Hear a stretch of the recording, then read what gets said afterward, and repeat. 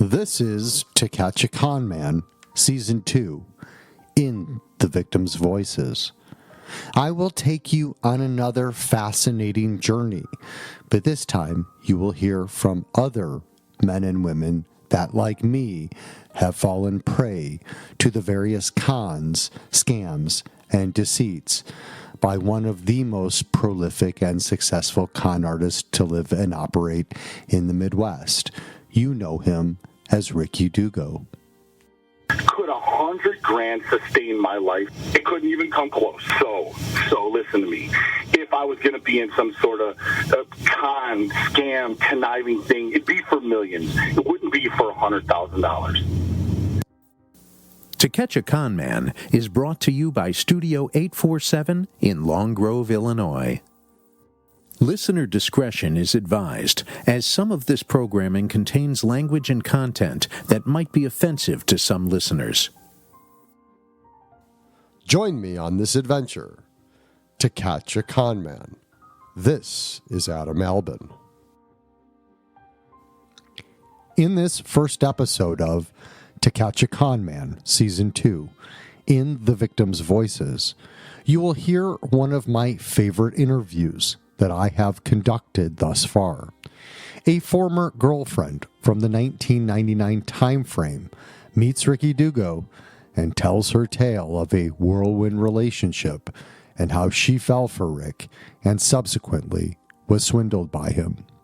In this tell-all interview, you will gain access to how Ricky was able to capture her attention as he tries to change her and control her. Let's meet Anna Marie.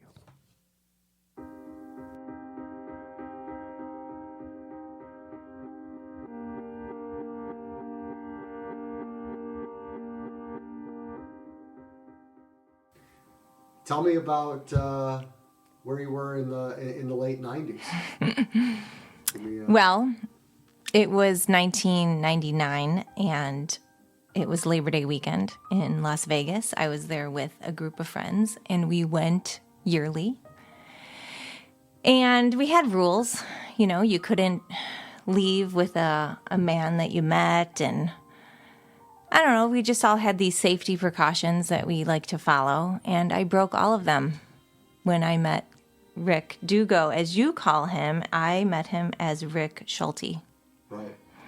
So, and we met him at the pool. I mean, I didn't even know he was from Chicago. Where were you staying? Oh, and I think we were staying at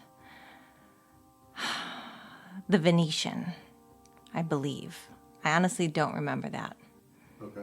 But he was with a friend, and he was funny, not my type, this big man that, you know, obviously worked out, and you called him a meathead back then.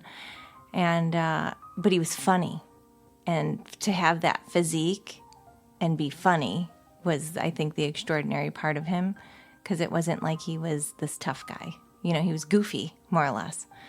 So, and we had fun. But I think what was also something that brought us to him as a whole is he was Mr. Wine and Dine. You know, he paid for everything, and we were young. We were 24 years old. And we had fun. And it literally turned into a crazy nightmare after that trip. And if I just didn't call him back, I didn't know he was from Chicago. Obviously, getting to know him, I found out that's where he was from. I had a boyfriend. I was dating someone. And I got home from Vegas, and I called him. And we met, and it went from there. Okay. So he gave you his number, obviously, who's interested in you. He kind of courted you out on this trip. Yep. You had a boyfriend. So you get back to Chicago, what happens? We meet. He's still fun. He shows up in this Corvette. Again, I'm young. I work. I never had anyone that seemed to have money.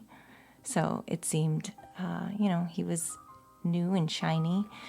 And we went out to dinner, and it was like a big dating thing. I never really went to the city. He was from the city, supposedly. Mm-hmm. So that was it. It was fast. Everything was fast. Okay. So How old were you? 24. 24. It's 1999. Yes. You're back in Chicago. And at the time, you're living at home? I lived with my parents, yes. And my mom is a very strong, young mom who saw right through it in the very beginning. But I think when you're young and you think you know more, you're defiant.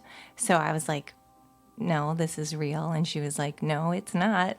And it just I ended up lying a lot, I think, to myself and to the people close around me. And as time went on, and like I said, this went fast, he was isolating me from everyone because their influence would then get me to see the light. And he made sure that that wasn't going to happen. So how long were you dating him before things started to get serious? So I feel like things got serious the first month because in that month, I did things that I still can't believe I did. Money. Like I traded in my vehicle and got a Corvette, got a Rolex watch, took out a loan for $25,000, went on a trip to Florida. I was doing things that just you don't do, but I think back and I don't understand why, because if this man portrayed to have all of this money, why am I getting money and giving it to him? Why am I getting these things if he's capable of getting them for himself? So how did that come up? Like, how does it come up? I mean, does he just pitch you one day, hey, honey, let's go down to CD Peacock and buy you a Rolex? Yep, basically. Yeah, like it's fun. And he was good for it because he always had this wad of cash on him. He owned a car wash. That was his business to me. I saw it. So he took you by the car wash? Mm-hmm. It was in the city. I don't know where. Yeah. Just some seedy part of the city. And did he take you out back, like where he walks you in? And I mean, he was like the boss. It was clear to me that everyone worked for him. So, I mean, it just seemed legit at the time. And again, my friends and family didn't know so much about me with the money thing, but my friends were like, what are you doing? And why would you do that? But I was like, because we're in love, or, he's good for it. And did you have a career at the time? I did. So I worked for household finance. I was an underwriter for 15 years. I mean, I had a great job. Okay. So he comes and he's showing you all of these things, the car wash that he says that he owns, Mm-hmm. which is all a facade. He never owned that car wash. That was always one of his big plays. Okay. He would drive victims to a car wash where he may have paid people to act like he was the big boss, or maybe he shook them a $20 bill to pretend like he was the one, he was the dude, he was the man. But he used that same scam numerous times, where he would just drive up somebody that he was pitching a car wash to, and he'd get out of the car and everybody would be high-fiving him and thinking that he was the big boss man, just to give off and to sell it. And it worked, I mean, time after time after time. So he shows you all these things and you're feeling pretty good, right? I am. I mean, he had this cigarette boat that was like a big deal. And he brings it to my parents' house. I mean, this thing is enormous. It's in their driveway. And out of nowhere, he pitches to my family for them to put it in their name. And I don't recall, because again, I'm having like a suppressed memory, but my mom was like, are you nuts? Like, we don't even know you. Why the hell would we put anything in our name for you? So I think that was a huge red flag, and my parents started digging. Mm-hmm. And that boat was in someone else's name. It was a girl. I cannot remember her name. I know she tried calling me numerous times.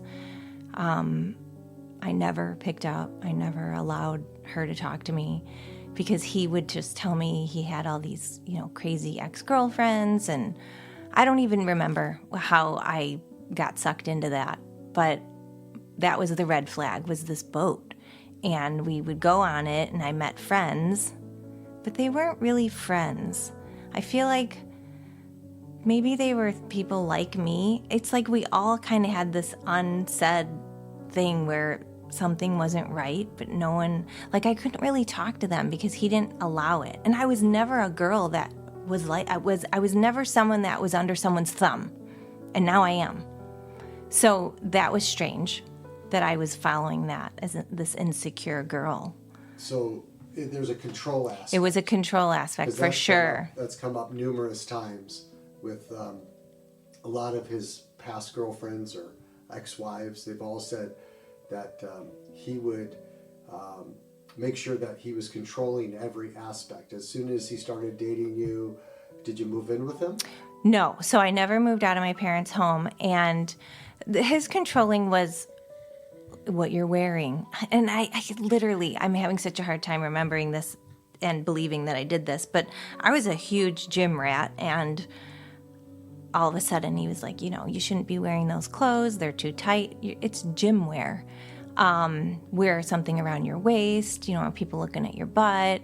So I complied with those things, but he took me to his house in the city where he lived with his mom and his sister.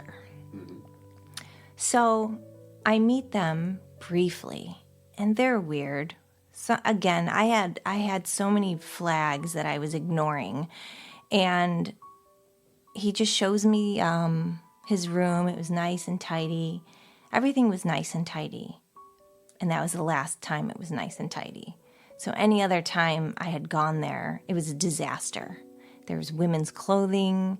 He would say it was his sister's. His sister was a big woman. These clothes weren't big. There's lots of things that I ignored. But he would leave me there and say that he was an alderman for the city. And at 24, I didn't even know what an alderman was. I had to look it up. So I was like, okay, so he works for the city, and he would get all done up, and go out and say he had this job. And now looking back, he was just, I'm sure, dating someone else and doing the same thing. And I'm stuck in the city because he would take my car and park it somewhere because it's the city and you can't find parking, supposedly.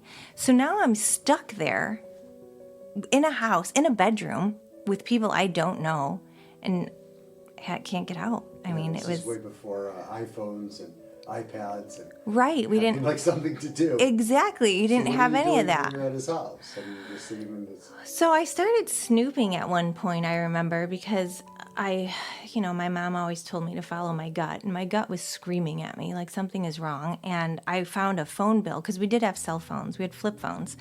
And it was like $4,000, this phone bill. And there were reoccurring phone numbers, but they were also the numbers that would call me. So I thought that was odd.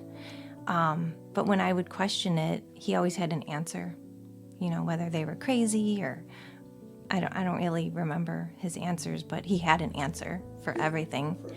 And there was a time that we were going on a trip to Florida. I don't remember why. I really don't. And I had packed my bags. I paid for the trip. Something with his credit, he had said. I had to buy the tickets. It was always like some weird reason, but he had a good reason.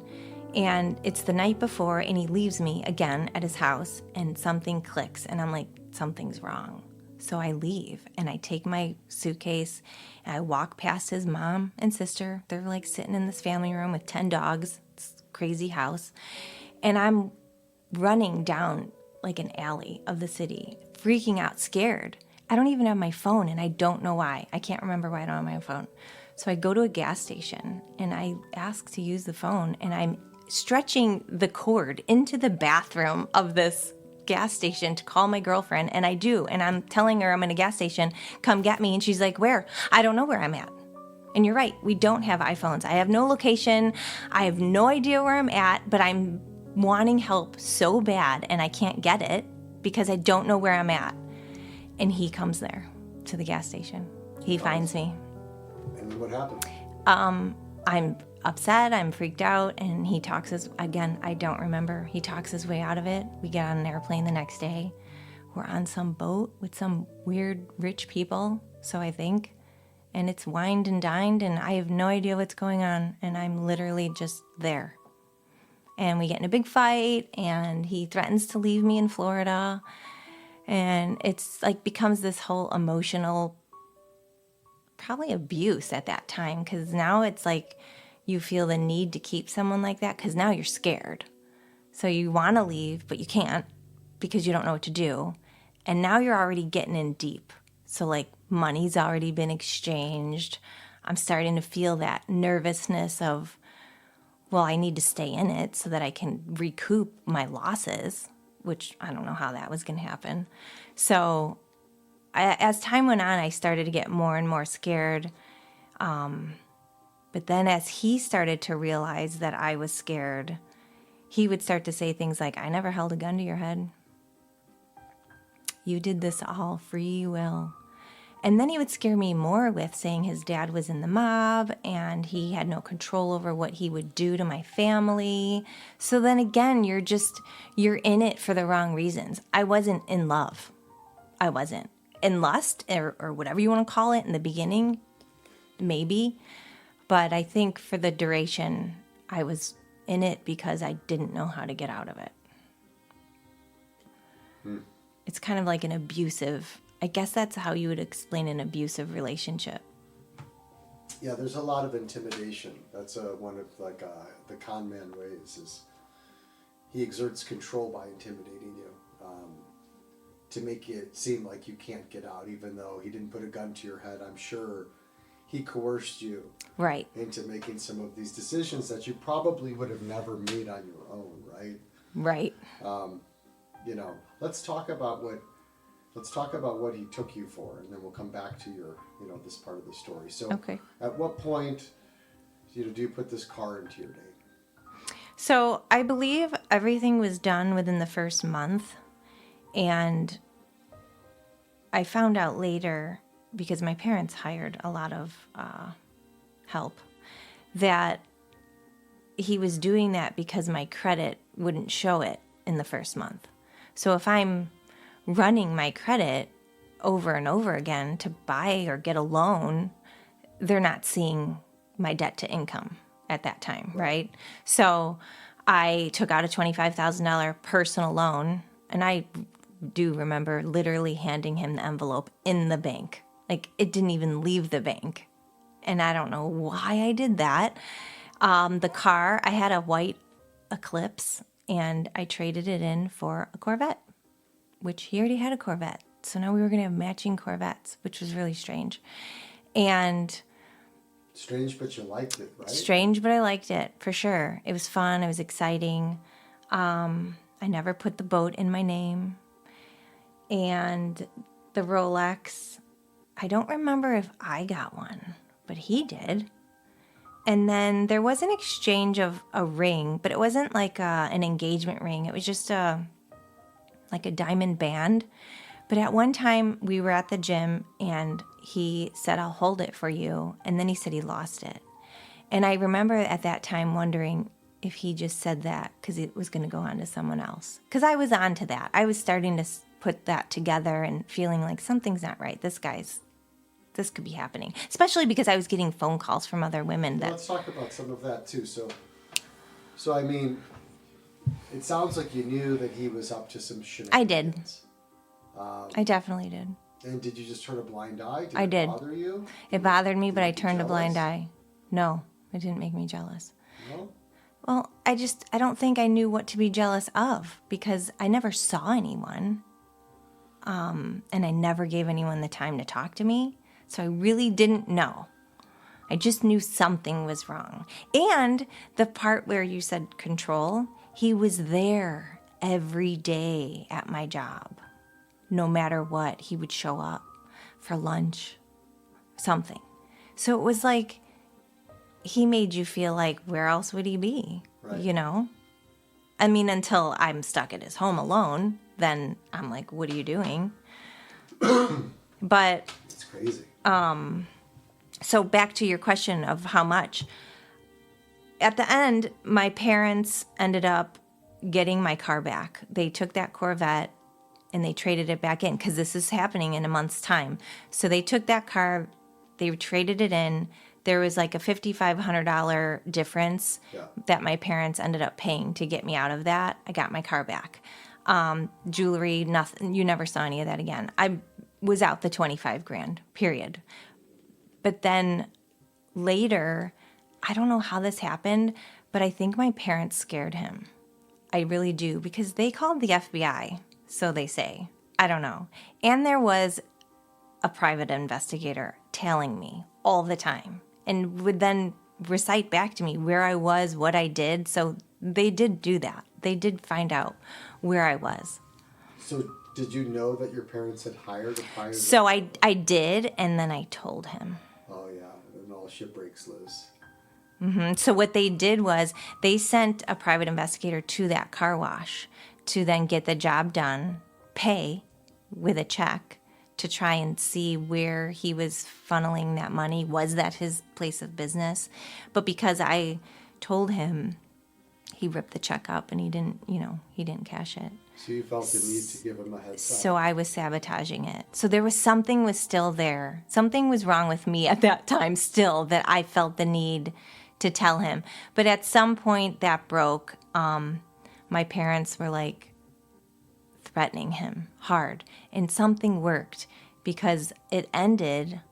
But he would meet me once a month, probably around March or April of 2000. So literally in a 6-month span. And he would pay me $1,500 cash as like a payment to repay me back. And that went on just for a few months. And then I never saw him again. But he did do it. So I honestly don't know what triggered that. Probably fear that he was going to be arrested. You were probably one of the first that actually fought back, or maybe your parents fought back. Many victims didn't.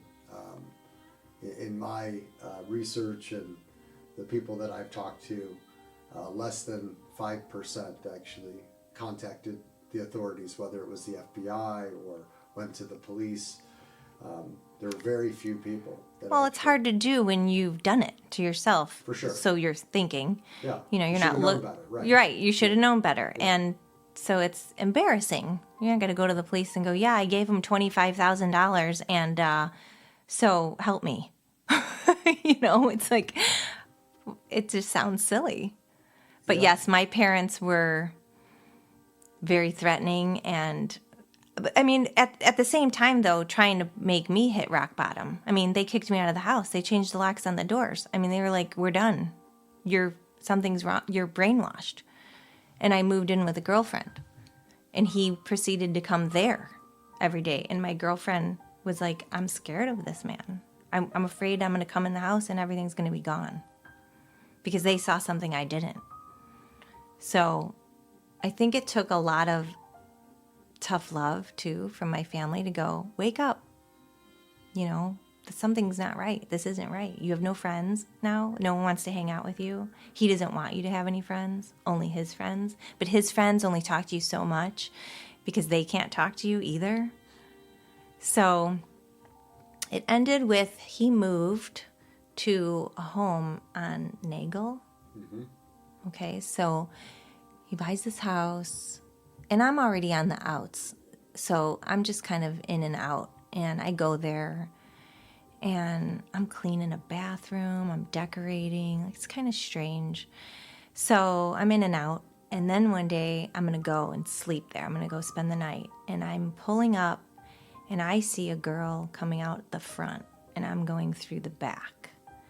So he's real, you could tell he's flustered. And I'm like, who is that? I don't know. Comes up with something.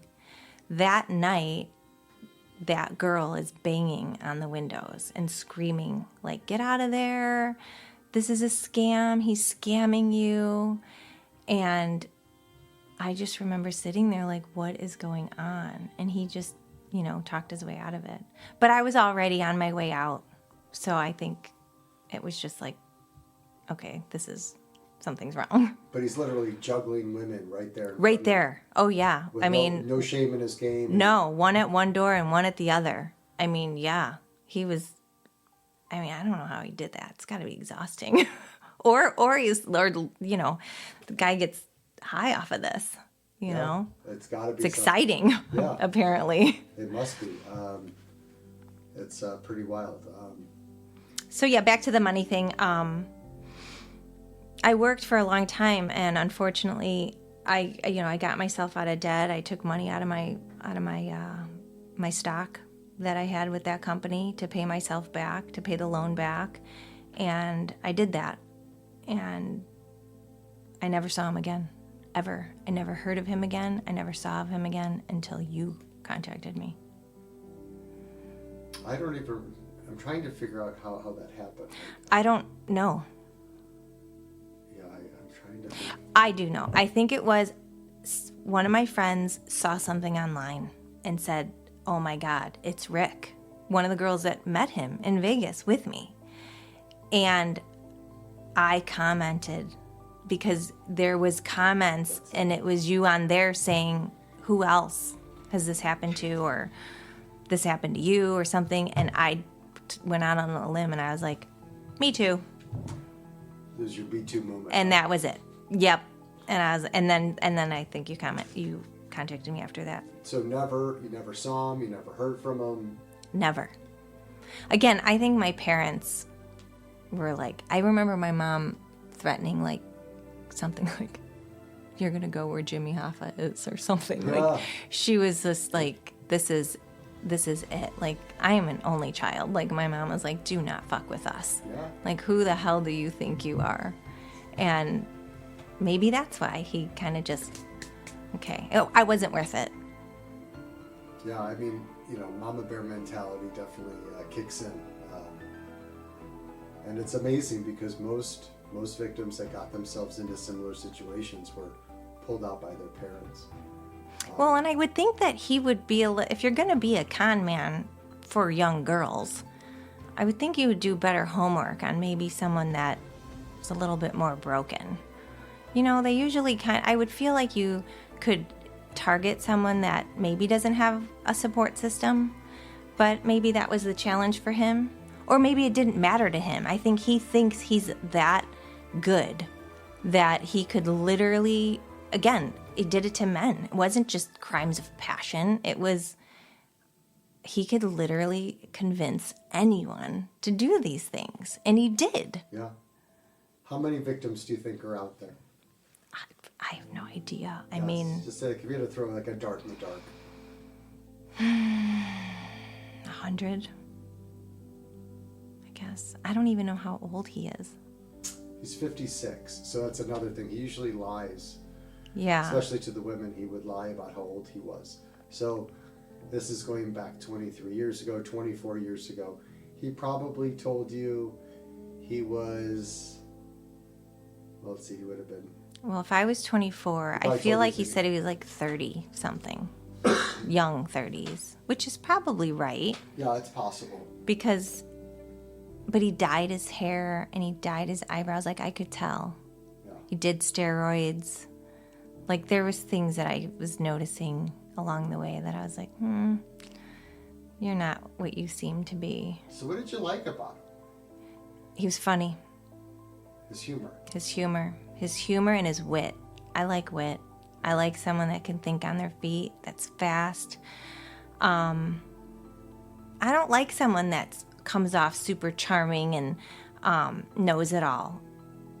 Arrogance. And I don't feel like he had that, at least not in the beginning. He was goofy, like he danced. I mean, to see this big guy act like that, dance around, to me, I was like, oh, okay, like, you're cool. He's got a tattoo on, like, you have a tramp stamp. You're this big, huge guy, and you have the cigarette boat tramp stamp on your back. Like, I just thought that was goofy. I mean, I have a tramp stamp. It's just funny to me. So I thought in those ways, like, he was funny and witty. He was definitely witty, but you have to be, right? I mean, if you're juggling all these lies. I mean, you better have your shit together. You gotta be smart in some way. Yeah, he's a lot more intelligent than people give him credit to be. Oh yeah, and I can see that, and I like that. I like intelligence. But looking back now, I mean, I'm so much older. Like, you're living at home with your mom and your sister. Yeah, I mean, this dad that was in the mob, I never met that person. So just, yeah, too many weird things that... You think his mom and his sister were keeping tabs on you? Oh, 100%. They called him when I left. When I walked out that door, yeah, for sure. I don't know how he found me. I mean, I guess I couldn't go far. I mean, I was on foot with a suitcase. So, but crazy how technology has changed since then, right? Well, I think that's what did him in. For sure. You know, 100%. Now, you know, as times changed, especially with the advent, I talk about this in the podcast, the advent of iPhones and the metadata that's included in all of that. You know, it tracks your location, it tracks all the, you know, everything is stored. So I mean, that's a lot of work that he would have to do with technology. He did get me a beeper, now that you're making me remember, so that he could call me, right? So he can get a hold of me at any moment in time. So yeah, that that's funny. But yeah, we have so many ways now of controlling people or finding people. Well, yeah, and I think the technology did him in that, you know, how he scams and cons today, or how he was these last few years. Most of them started over the phone or on text, and that's how he kept people engaged, you know, from afar. He didn't have to be right next to you. To tell Yeah, you. he could just sit there and... But he could do this on a much larger scale. Like, so while he's conning me, he's conning 10 other people at the same time. Well, I wonder if he got in on the Venmo thing. That would have been an easy cash flow. He got, well, so one of the cases that the case that he pled guilty to, there was some Venmo stuff that had happened. Huh. But that's, you know, that's all real. That's like a wire transfer. That's fraud, you know. So it's traceable, whereas I'm more like cash. Yeah, so his cash was preferred. But he definitely, especially for folks out of state, like in Missouri, they sent wire transfers to his best friend on behalf of him. And his best friend would cash him out. I guess just what I'm trying to get at is that, you know, technology today definitely did him in. So, were you surprised to see that how far he had gotten, that his name were, you know? Oh yeah, I mean, I called everyone I knew. I called my mom, I called my friends. I told my husband, because my husband was with me when I would meet him for my $1,500 payment. And I mean, it's just, we were like, what? Like, and that was kind of nice, actually, because then all of the people that probably in my life at the time were like, what the hell are you thinking? It let them know, like, this is real. It wasn't me just being some dumb girl that was taken by a guy. Like, this guy's the real deal. Like, look at him. It wasn't just me. He did this to a lot of people. So I kind of liked that. I was like, see, this is real. Like, this guy's legit. He's a legit con man. He's legit con man. So that's what I liked knowing that happened. Yeah, you had some positive, just some affirmation. It was affirmation. Yeah, and I think that's what brings a lot of us together is that there's no support group when you think you're alone, right? I mean, right, of course. The course. only person that deals with it is you and how you internalize it. Well, and I just, put it out of my head, and my life went really well after that. So I think that obviously I had a great transition and a great family and a great support system. So I didn't feel, it was just easy to move on. It was easy to forget. And I didn't ever think about it again until it came up, and I was like, wow, I can't believe this. This is crazy. But what was I going to say? I don't even know. Oh, I wonder, like, those girls that were trying to contact me, I wonder if they're going to surface. And I wish I had names, but I don't. So there's a bunch of names that I have. Yeah. Around this time frame. Well, the girl that had her name or her family's name in the cigarette boat, that would be a good one. Because that was like hundreds of thousands of dollars. Yeah. One of them got taken for 400 and something. Yeah, he had multiple. There's about 4 of them out there that got taken for that amount. Oh my gosh. That's terrible. So, I mean, and that's part of what I was going to say next is, believe it or not, you actually got off really easy. Because most of the women that he met were taken for hundreds of thousands of dollars and then ended up having to file bankruptcy. He wrecked most of their parents as well. Friends were taken in on, went in on deals. He left everybody pretty much financially decimated. And he has no remorse. Zero. That's a sickness. It's sociopathic. It is sociopathic. So he's like the definition of what a sociopath is. He lacks empathy. There's no sympathy. He's narcissistic. It's really a weird thing, because I think most people like you and I are probably the opposite. We feel something. If something bad happens to somebody, we want to help them, but that's not how he operates. He doesn't have that, not even like a moral fiber in his being. Do you know about his family? Are they there? Are they real? So I know his mom passed away a few years ago. His sister Renee bailed him out of jail. She accepted a Venmo back in 2021 and some checks that she cashed on behalf of another victim for Rick. She was not present in the courtroom when his trial was going. Nobody was present in the courtroom for him. So that kind of speaks the volume of who he really is. And his wife wasn't there, his sister wasn't there, he had no friends, he had zero support because he's burned everybody along the way. No father? No, his father died a long time ago, and from what I've heard from a woman right after you that he ended up marrying, is that most of what he is today is all because he learned it from his father, Ulrich. I've reached out to his family, I've reached out to his wife, I've reached out to his sister to see if they had anything to lend, if they wanted to add any color or background, but they haven't responded, and I don't think that they will, and that's totally fine. I would like an opportunity to sit down with Rick face to face and ask him some of these questions, like, what makes you do this? What makes you so bad? What makes you not feel? Is it? He's not going to be able to answer those questions. Well, I think the game is over.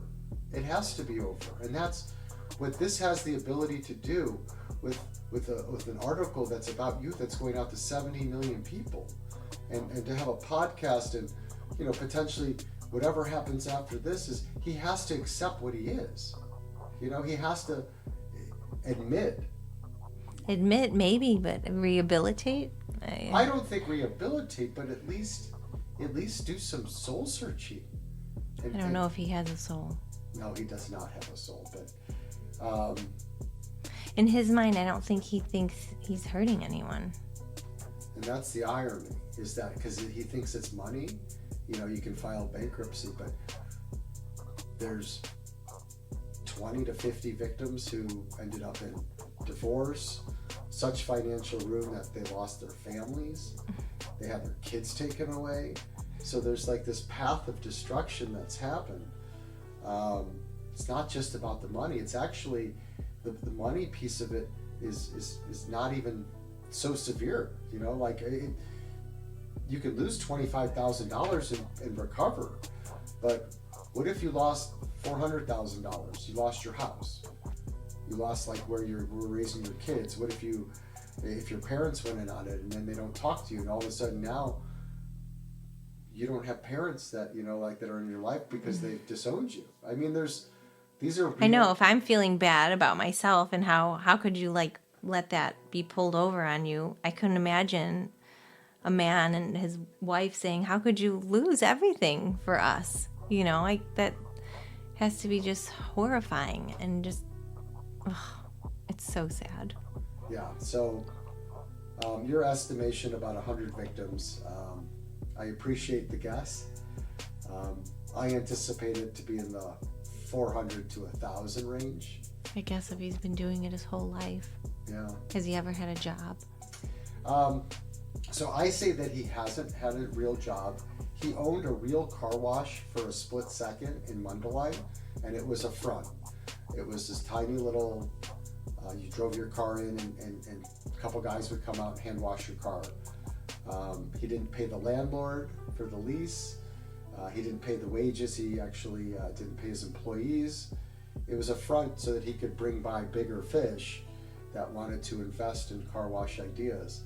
And then he took a guy for $700,000. And that was the car wash in the Trump Towers. That would have been, so his idea was the Trump, that was his colossal idea. Or watched But that's how he propagated that. He had a real car wash for about a year, 6 months to a year, and then he eventually got evicted from it because he didn't pay the rent. See, where I think that's dumb. Like, if you're gonna do it, do it. Yeah. You know, he would have been a great salesperson. You know, if he just 100%. If he just would have put his mind and his efforts into something constructive. I agree. Yeah. He would have probably been very successful. One of the most successful ever. Right? 100%. He's definitely an intelligent person, and if he would have put that into something good, I think it would have turned out really well. It's just too bad he didn't know how to do that, I guess. Do you have anything like final? I mean, is there any, this has been really captivating, super interesting. Is there any last thoughts that you have? Does it make you feel good that he's in jail? Oh, yeah. Like I said, it made me feel good the second I saw on, what was it? It must have been on Facebook or something, and it was him with a woman, and I don't know if this is his wife. She's a brunette. She's in shorts and a tank top. And he's on top of a boat. And it says, this guy's a POS. This guy's a piece of shit. And I was like, what? So that was the dirty. So and that was the dirty. Yes, that's what it was tied. And then I was like, no way. So I think that was the moment that I was like, yes, this guy is not only real, like a real con man. It's not just me. I mean, I knew there were other people, but you just don't know, right? But now I really know it's real and it's coming out. And I think that was probably the best moment. And then after that, I was like, I don't know. Like, you were giving me insight on the trial. And I was kind of gung-ho about going. And then my family was like, you're like, they don't know. Do you really want him to see you? What if he gets out of jail? What if this guy comes and contacts you because you tried to support him going to jail? What if you just don't know what someone like that is capable of? And I think a lot of victims of anything just want to move past it, and they don't want to be a part of it because they're afraid. It's a great point because I always thought that there would be at least 100 people in the courtroom with me at least when he was sentenced, and it was just my wife and I, nobody else. I think because we're scared, we don't want to. I mean, I could face him. That's not the problem. It's just I want it to be over, and you just don't want this guy to come out and try to make your life miserable again. Like, what is he capable of? Right. And it just made you nervous. And at the time, I didn't think like that. I was like, I'm going. I was 100%. You're like 9 a.m., Waukegan, whatever you told me. And I was like, I'm there. And then my husband was like, no, you're not. You're a mom and a wife, and you don't know what this guy's capable of. And I was like, yeah, you're right. So, of course, as I thought about that, I started to get nervous, too. And even coming here, I mean, I'm like, I don't know you. You start to wonder, like, are you part of this scam? Is this still happening? And that's just like, I'm going to go down this rabbit hole. So, but at the same time, that other part of you pulls and says, this is a good thing. Like, I want to be a part of something that tells people. Yeah, I mean, because what it does is it validates how it can happen to anyone. Like it. Excuse me. It can happen to anyone. If it can happen to you, It can happen to any woman. The women, at least in my opinion, it was a real mind fuck. I mean, he got you he pulled you in with lust. Maybe it wasn't love, and then he proceeds to con you. I can't imagine what that feels like. I mean, again, as a man, I mean, I'm just a gym dude. I'm just, we're fist bumping at the gym. Yeah, you're not intimate. I'm not intimate. I think I'm more mad too about he made me like get rid of everything in my life at that time. And it's so sad because my daughter's 19 and there's things, I mean, I kept, ex-boyfriends' photos and things that we did. And my husband did too. You have a past. Everybody has a past, Sure. right? You want to show your prom pictures or whatever.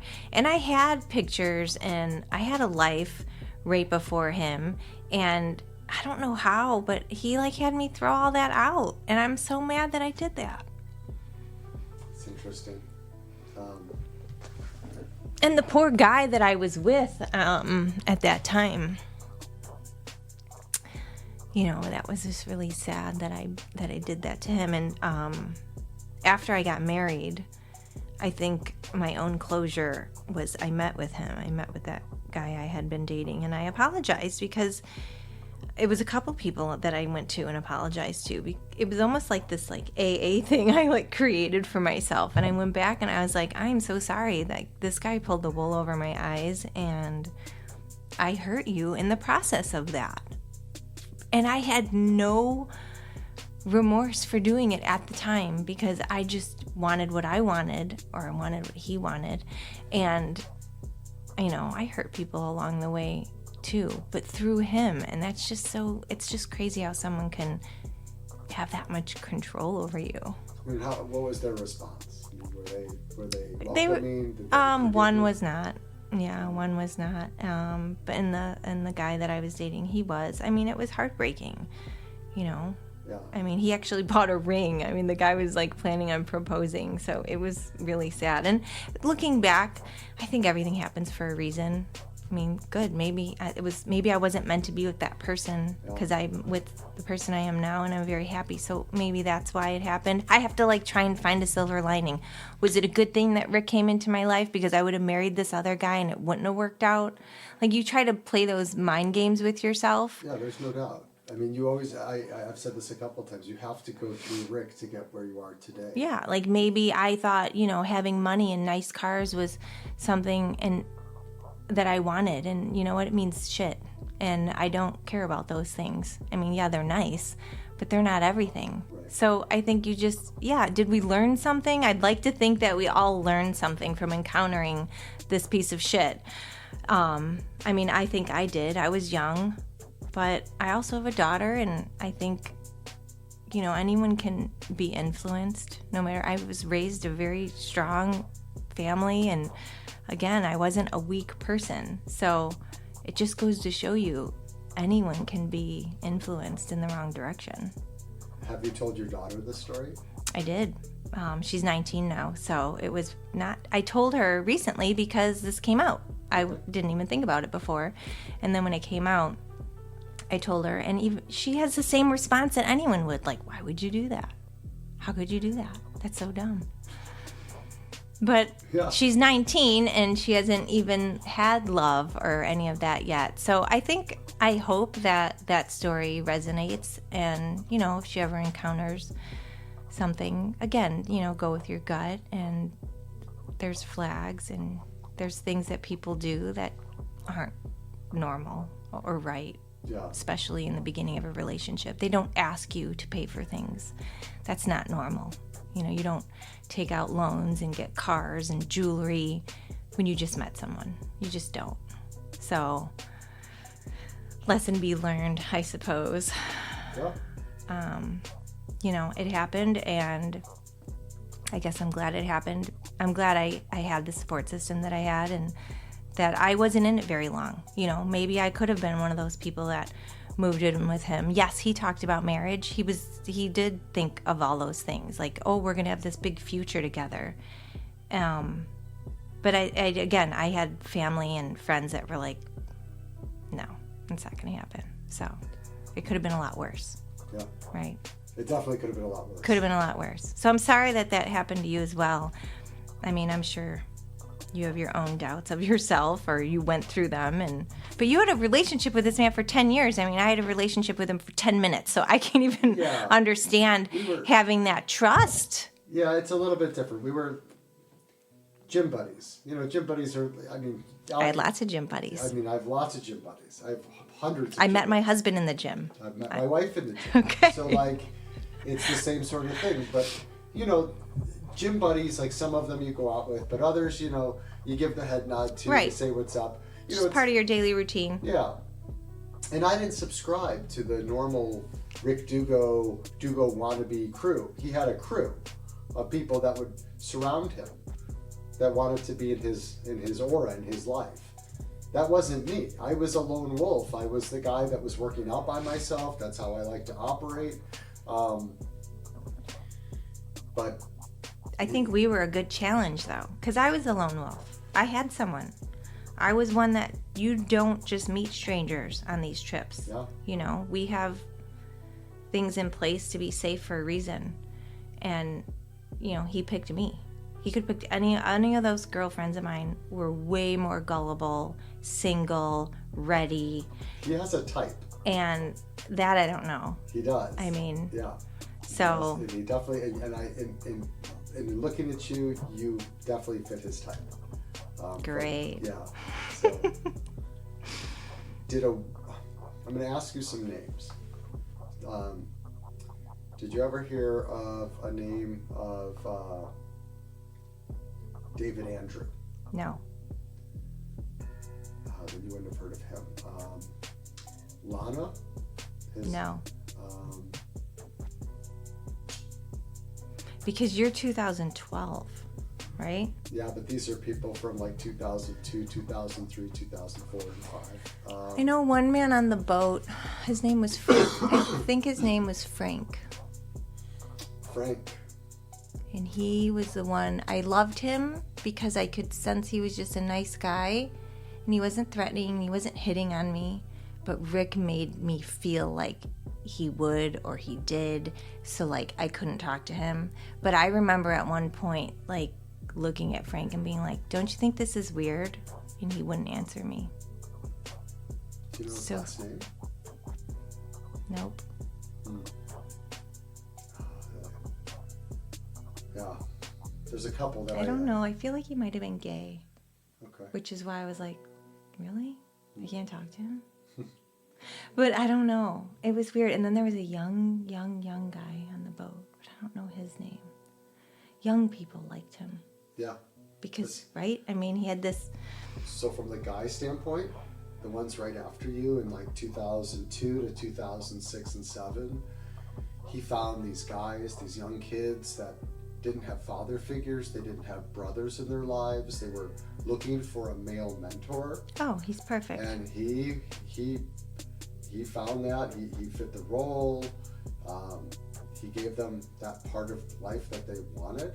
Oh, yeah. And then they gave them They gave him anything he needed or everything wanted, that he right? needed and wanted, because they looked at him as like, this was going to be the guy that was going to show me how to be a man and make Yep. money in the world. And Yep. become That's really successful. sad. Yeah. That's, Because they put all their trust into him. yeah. And I'm sure they, you know, and feelings. I'm sure some of those kids were like, loved him. Like, you know, you're the best thing that's happened to me. Yeah, they did. One of them, he introduced him to 22 people that got taken.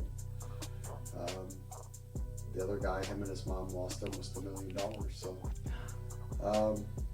yeah, it could have been worse. So, So can I ask, what did you give him? Cash? Yeah. So my scam, or his scam that he got me, was an electronics scam. He's been pulling this scam off since probably early 2000s. Yeah, when I saw that in the I don't know if that was the Facebook or whatever it was, I was surprised because I didn't know anything. Again, I didn't have that. It was just car wash with me. That's it. Just car wash, but the Rolex. So the whole reason that you bought a Rolex for him. Yeah. What did he do with the Rolex? Yeah, it was gone. I don't know. Okay, he pawned it. He took it down to a jeweler's row in the city to a guy named Howard Fromm. he did this rinse and repeat scam forever. He would have you take out a line of credit at CD Peacock for an $8,000 watch. Right. He would take it, take the watch, he'd wear it once or twice, he'd hightail it to the city, and he would pawn it for $4 or $5 grand. So everything, all of the things that he was doing was to eventually get cash. So whether it was a Rolex or, his $25,000, the loan that you gave him money for, that's just cash. And he just cashed that out. And then he started to live his lifestyle to other people. He started showing... Right, use that money to make it look like to you that he's got it together. So that's what he was doing. So he was constantly recycling the scams, the cons. So your Rolex scam is one of the earliest. Okay, so he was doing that in 2002, 2004, 2006, all the way up to like 2014, 2015. He's still getting people to go in on the car wash idea, but then he has to pay the alderman off in order for him to get the aldermans to sign off on the property. So he's actually got these high officials? No. He's just saying that.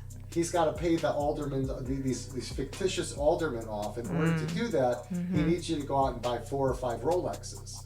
So you go out and buy 4 or 5 Rolexes, you give Rick the Rolexes, Rick takes the Rolexes, never gives them to anybody because it's all bullshit, takes them to his buddy in the city, pawns them off for cash. You never see your Rolexes again.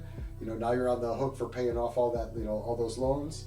And he's got $20,000, $30,000 in cash. That helps him to keep going. Keep on going. It's exhausting. Yeah, for him it has to be exhausting. Don't you think? Yeah, absolutely. How do you sleep at night? And how do you get it all in line? How do you keep it all straight? Like, who you got to call? Who you're going to meet? I wonder why didn't anybody kill him? Because that's what my parents said. Yeah, that's what everybody says. They're like, how is this guy still alive? Somebody has to be hurt so bad and lose so much that they lose themselves and just knock this guy off. Yeah. Well, I was waiting for that. I thought maybe that'll happen. He'll piss off the wrong person and they'll just kill him. So it's but that didn't happen. It's been tried. He's been shot at. But he starts, once he's burned every bridge in a certain area, like when he was doing this to you, it was the city. Then from there, he moved. I was surprised Addison. To see that. He started to go to the Addison area. And then from Addison, he came up to the suburbs and he started finding his old buddies from way back in the day. Well, when I saw that he was in, I think you said Vernon Hills, I was like, shit, that's close. I started to get nervous. Yeah. But that's, eventually he screws over so many people that he has to go somewhere else. So when he does get out of prison, do I think that Rick Dugo is, Rick Schulte as you know him, Ricky Dugo as I know him, do I think he's violent? No, I don't think he's violent. Sociopaths traditionally don't cross over the line. As soon as they cross over into the violent line, all of a sudden, all eyes are on them. If they batter somebody, then they have potential felony convictions for being violent. Violent crimes are way worse in terms of the law than white-collar crimes. And white-collar crimes are theft, all of these frauds, everything that he's been able to get away with is all part of this part, this part of the law, which is, it's like siloed, and it's weird because nobody wants to go after it. Theft, and think about San Francisco right now. Think about New York City and Chicago. Theft isn't being prosecuted. So you've got a guy that is getting away with it. He hurts victims so bad that they don't really want to say anything, right? They don't want to go to the police. They just want to forget. And his thing was he was never going to go to jail. It was always going to be a civil thing. He would put it in your head, if this deal goes sideways, you can take me to civil court. We can settle it that way. Then he has all these civil judgments against him. And he doesn't care. They'll sit out there forever. Well, right. He's been found guilty, of being responsible and has all of these judgments against him. Thank you. And he never has to pay it back because there's no penalty if you don't pay a settlement back. So if you have no assets, which he claims he doesn't because he puts everything in everyone else's name. He has no assets, for fact. He doesn't file taxes. He doesn't have assets. So how are you going to go after him? Right. It doesn't. It doesn't. So he's always winning. So. Okay. So yeah. I'm surprised he went to prison. Yeah. I'm not. It was a long battle. Well, congratulations. Oh no, thank you. Thank you for your support and thank you for your time. Sure. We can, I'm gonna wrap up. Okay. Is there anything else any final thought for you? No, I'm good. You're good? I'm good. Thank you so much. You're welcome.